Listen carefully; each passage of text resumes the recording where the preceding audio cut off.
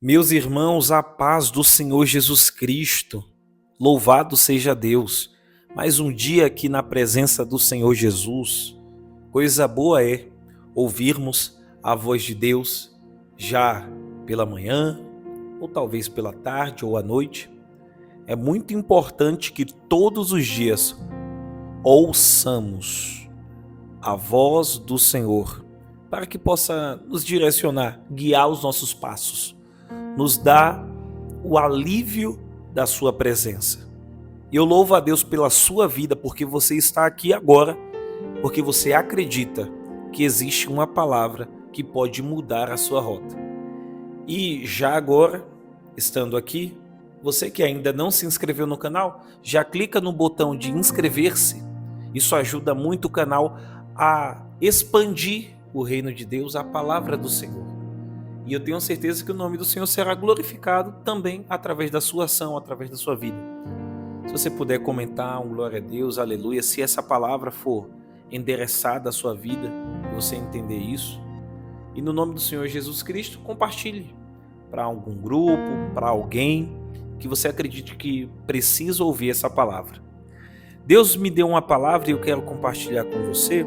Eu me chamo Matheus Ferreira, diácono aqui na ADVEC Porto. E eu quero trazer essa palavra para o seu coração. Mateus capítulo de número 16, versículo de número 18, que diz a palavra de Deus.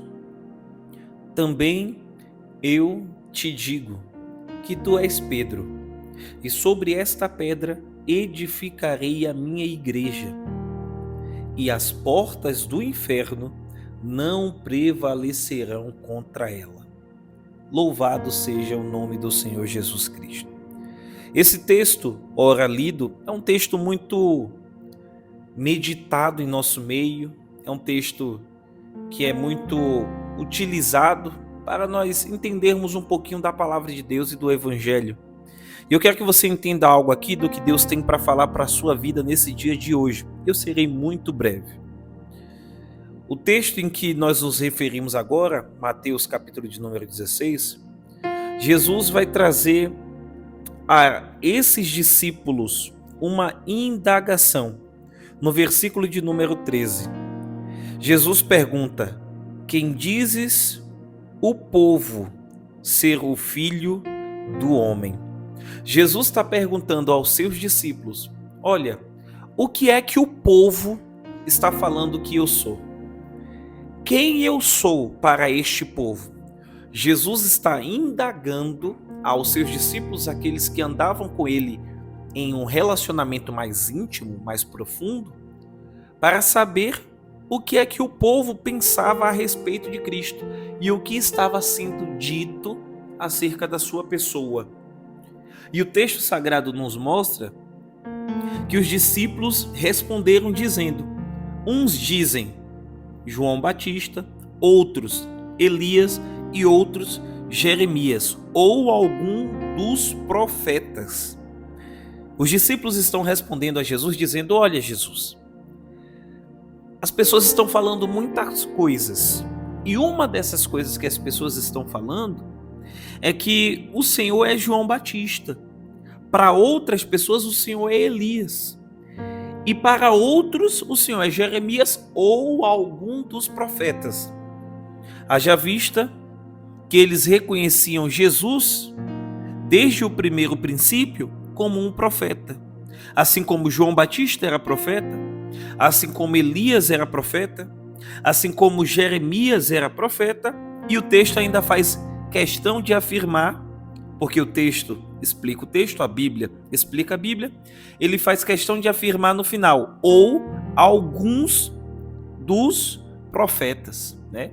Ele está dizendo: olha, Senhor, ao final de contas, eles acreditam que o Senhor é um profeta, né?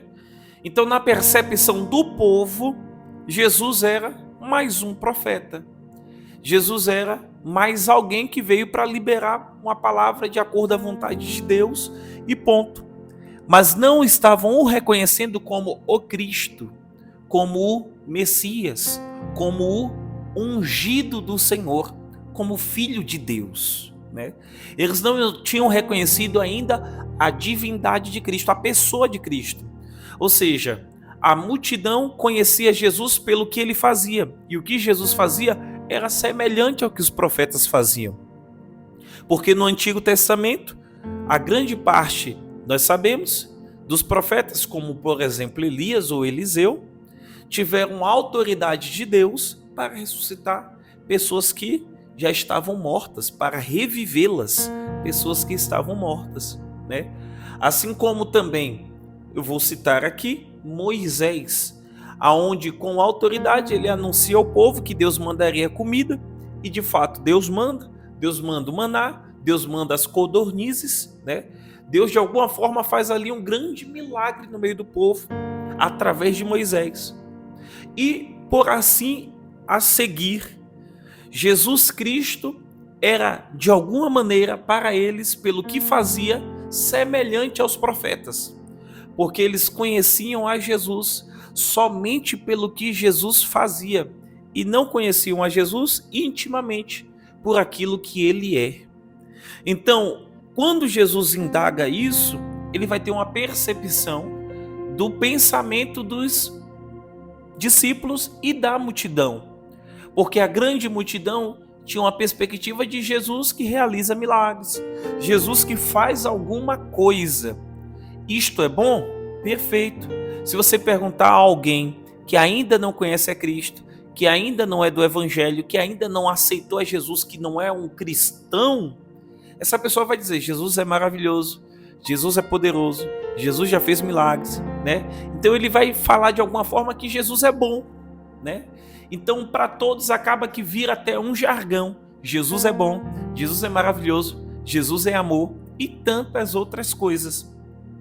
Só que o questionamento de Jesus para os discípulos é: mas vós, continuou ele dizendo, quem dizeis que eu sou?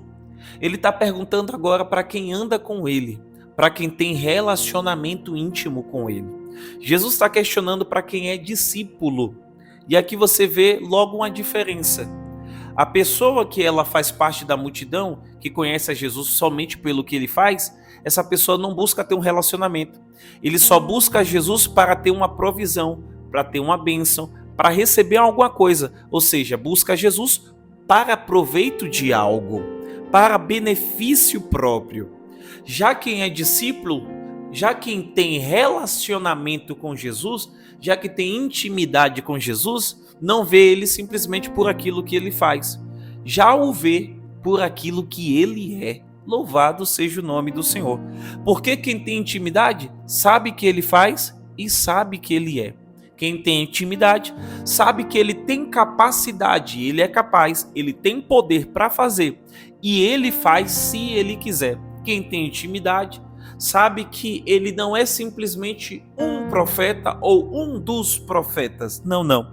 Quem tem intimidade está falando como Pedro respondeu: Tu és o Cristo, o Filho do Deus vivo. Quando Pedro responde isso daqui para Jesus, ele está dizendo: Jesus, eu te conheço como a multidão não te conhece. Eu conheço o Senhor e o Senhor me permitiu te conhecer como uma forma que a multidão não o conhece. Eu te conheço como o Cristo. Eu te conheço como o Filho de Deus. O que é que ele está dizendo aqui para que nós possamos entender? Ele está dizendo: olha, Senhor, tu não és simplesmente um profeta. Tu não simplesmente faz milagres. Tu és o Cristo. Ele está dizendo: tu és o Salvador da humanidade. Tu és o Cordeiro que foi imolado desde a fundação do mundo. Tu és o Messias prometido. Tu és o Filho de Deus. Ele reconhece a divindade de Cristo. Ele está dizendo: olha, tu és Deus, tu és Senhor. Tu tens poder para fazer e tu tens poder porque tu criou todas as coisas. Ele está reconhecendo aqui a divindade de Jesus. Ora, a pessoa que conhece Jesus só de ouvir falar diz simplesmente que ele é bom porque de fato ele é bom.